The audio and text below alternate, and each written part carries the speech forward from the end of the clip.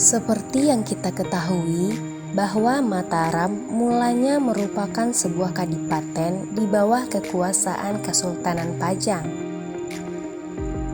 Hal ini karena Joko Tingkir atau Sultan Hadiwijaya memberikan tanah Mataram kepada Ki Ageng Pamanahan sebagai hadiah karena telah membantunya dalam memenangkan pertempuran melawan Arya Panangsang.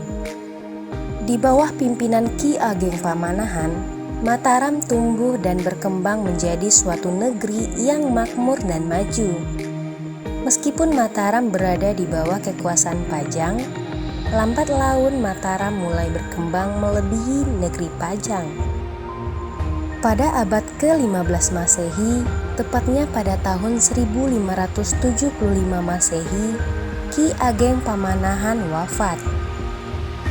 Kepergiannya ini meninggalkan duka yang teramat dalam bagi masyarakat Mataram, lantaran kepemimpinannya yang dikenal bijaksana dan juga dermawan. Setelah Ki Ageng Pamanahan wafat, ia digantikan oleh putranya yang bernama Sutawijaya. Ia memiliki bakat sebagai ahli strategi perang, namun ia juga memiliki sikap yang egois dan juga tamak. Ketamakan dan keserakahannya ini akhirnya berujung pada pengkhianatan terhadap Sultan Hadiwijaya yang sudah membesarkan namanya. Tidak bisa dipungkiri keangkuhan Sutawijaya yang mengkhianati Hadiwijaya yang sudah menjadikan Mataram ini ada, ialah karena banyaknya ramalan-ramalan bahwa Mataram akan menjadi kerajaan Islam terbesar di Pulau Jawa dan menjadi penguasa yang sangat berpengaruh, sehingga ia berpikiran bahwa menguasai Pajang merupakan salah satu jalan cepat untuk mewujudkan semua itu, lantaran Pajang ketika itu tengah maju dan berjaya. Setelah melewati beberapa perperangan, akhirnya pada tahun 1586 Masehi, Sutawijaya mengangkat dirinya sebagai pemimpin Mataram dengan gelar Panembahan Senopati ing Alaga Saidin Panotogomo. Dengan demikian, bisa dikatakan bahwa peletak dasar berdiri sekaligus Sultan pertama Kesultanan Mataram ialah Senopati Sutawijaya. Sutawijaya berhasil membawa Mataram ke arah yang jauh lebih berkembang. Kepiawaiannya dalam menguasai strategi militer membuat Sutawijaya berhasil memperluas kekuasaan Mataram. Perluasan kekuasaan ini ia lakukan ke daerah sekitar, termasuk daerah pesisir utara, kemudian ke daerah-daerah di Jawa bagian timur maupun bagian Jawa Barat. Sang Sultan dikenal sebagai seorang pemimpin yang cakap, tegas, dan berwibawa. Di masa kepemimpinannya, perekonomian Mataram melonjak naik, dan kehidupan masyarakatnya makmur sentosa. Banyak dilakukan perkembangan dan juga pembangunan agar Mataram menjadi lebih maju, sehingga ia dijuluki sebagai Senopati Pembangun Mataram. Karena pada kenyataannya, Mataram memang semakin berseri di masa kepemimpinannya.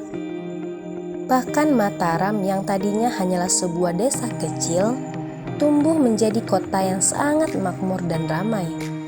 Oleh karena itu, kota ini kemudian disebut dengan Kota Gede. Pada tahun 1601 Masehi, Sutawijaya meninggal, dan jabatannya sebagai sultan digantikan oleh putranya yakni Raden Mas Jolang, atau nama lainnya ialah Anyokrawati. Ia diangkat sebagai sultan di usia yang masih terbilang sangat muda. Akan tetapi, atas dukungan dari Adipati Mandaraka yang merupakan patih kebanggaan Mataram, dan juga disokong oleh Pangeran Mangkubumi yang merupakan pamannya sendiri. Di masa kepemimpinannya, tidak banyak terjadi perluasan wilayah, lantaran sang sultan lebih fokus untuk mempertahankan apa yang sudah ada. Hal ini karena pada masa itu sering terjadi pemberontakan dan banyaknya negeri bawahan yang ingin melepaskan diri dari Mataram. Pada tahun 1613 Masehi, Raden Mas Jolang wafat dan kekuasaannya diberikan kepada putranya yang bernama Raden Mas Rangsang atau yang lebih dikenal dengan Sultan Agung. Sultan Agung dikenal sebagai sultan yang memiliki wawasan politik sangat luas. Ia memahami konsep-konsep politik, terutama tentang konsep politik keagung binataraan. Wawasan politiknya yang sangat luas akhirnya menimbulkan sebuah cita-cita mulia di diri sang sultan, bahwa Sultan Agung akan berusaha mempersatukan seluruh Jawa di bawah panji-panji Kesultanan Mataram.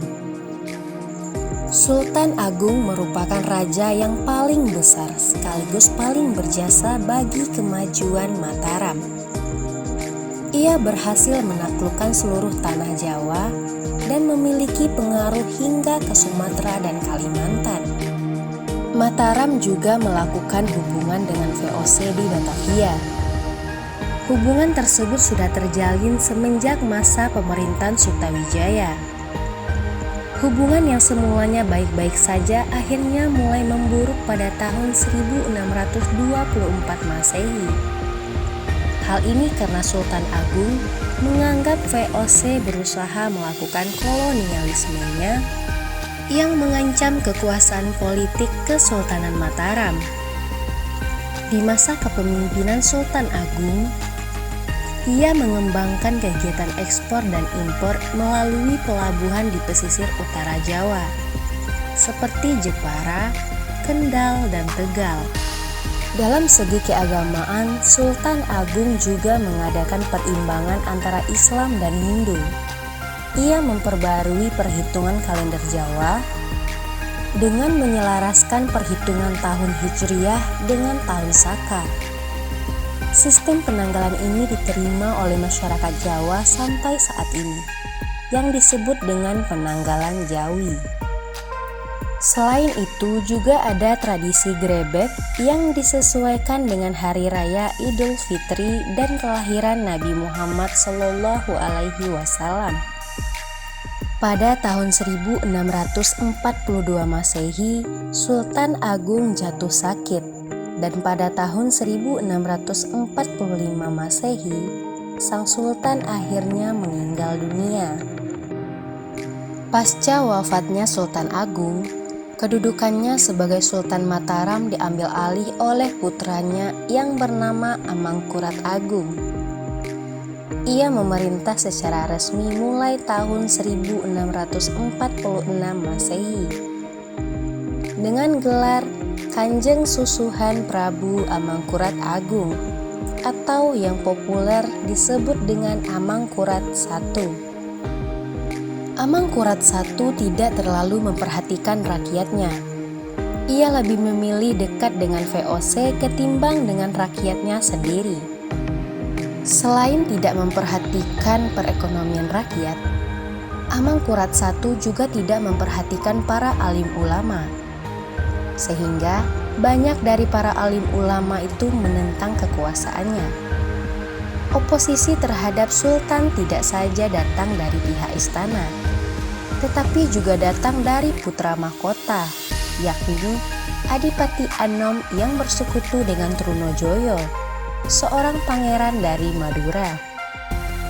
Sebelum Amangkurat I meninggal dunia, tahtanya diturunkan kepada Adipati Anom dengan gelar Amangkurat II. Sebelum itu, Amangkurat II diperintahkan oleh ayahnya untuk pergi ke Batavia, meminta bantuan kepada Belanda. Namun, ia tidak pergi ke Batavia, melainkan hanya ke Jepara. Di Jepara, Amangkurat II bertemu dengan Cornelis Pilman, utusan dari Belanda, dan membuat perjanjian yang hanya menguntungkan pihak Belanda, Pada tahun 1684 Masehi, datanglah Untung Suropati ke Mataram dengan pasukannya. Ia jelas merupakan salah satu pihak yang sangat membenci Belanda. Kedatangan musuh Belanda itu membuat Amangkurat II menjadi sedikit berani terhadap Belanda. Ia pun menyesali perjanjian yang telah ia buat dengan Belanda. Pada tahun 1703 Masehi, Amangkurat II meninggal dan tahtanya digantikan oleh putranya yang bergelar Amangkurat III. Amangkurat III sangat tidak menyukai VOC. Berbeda dengan ayahnya yang lemah terhadap Belanda, Amangkurat III justru berani terhadap Belanda. Hal ini membuat ia tidak disukai oleh Belanda. Amangkurat III mulai melakukan pembersihan di dalam negeri. Ia berusaha menghapus pengaruh-pengaruh Belanda yang ada di Mataram. Melihat hal tersebut, paman Amangkurat III yakni Pangeran Puger melarikan diri dan pergi ke Batavia untuk meminta perlindungan serta bantuan kepada Belanda. Lantaran ia merupakan salah satu antek-antek Belanda yang selalu menjadi mata-mata di Mataram. Belanda akhirnya mengirimkan pasukan yang dibantu oleh Pangeran Puger. Untuk menangkis pasukan tersebut, Amangkurat III menggerakkan 40.000 pasukan yang dipusatkan di Ungaran. Tetapi, pasukan tersebut tidak bergerak melawan musuh, karena pasukan tersebut pengikut Pangeran Puger, sehingga Pangeran Puger dan pasukan Belanda mencapai kemenangan. Pada tahun 1705 Masehi, pasukan Belanda berhasil menduduki Mataram, dan segera setelah itu Pangeran Puger dinobatkan menjadi Raja Kerajaan Mataram dengan gelar Pakubuwono I.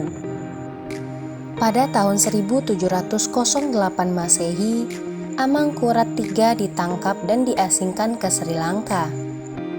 Dan pada tahun 1719 Masehi, akhirnya Pakubuwono I meninggal dunia. Selanjutnya Mataram dipimpin oleh Pangeran Prabu yang bergelar Sunan Prabu. Belanda ikut campur secara terang-terangan dalam pergantian tahta tersebut, sehingga menimbulkan keresahan di kalangan bangsawan Mataram. Beberapa tahun berikutnya, pada tahun 1727 Masehi, Sunan Prabu meninggal dunia dan digantikan oleh anaknya yaitu Pakubuwono II yang memerintah dari tahun 1727 Masehi hingga 1749 Masehi. Di masa kepemimpinannya, ia dikenal memiliki sifat yang kurang tegas, sehingga membuatnya terlihat lemah di mata rakyatnya sendiri. Di akhir masa pemerintahan Pakubuwono II, ibu kota Mataram dipindahkan dari Kartasura ke Solo pada tahun 1749 Masehi.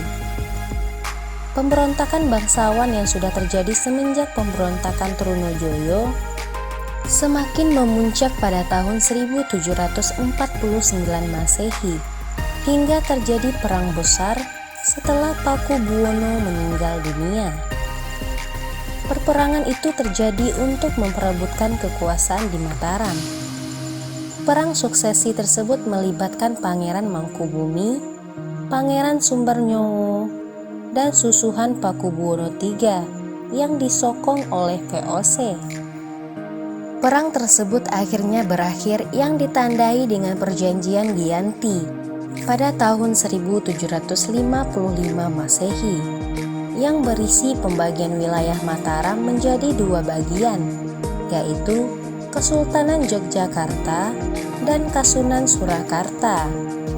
Dengan dipecahnya Mataram menjadi dua bagian, maka berakhirlah kekuasaan Kesultanan Mataram di Nusantara.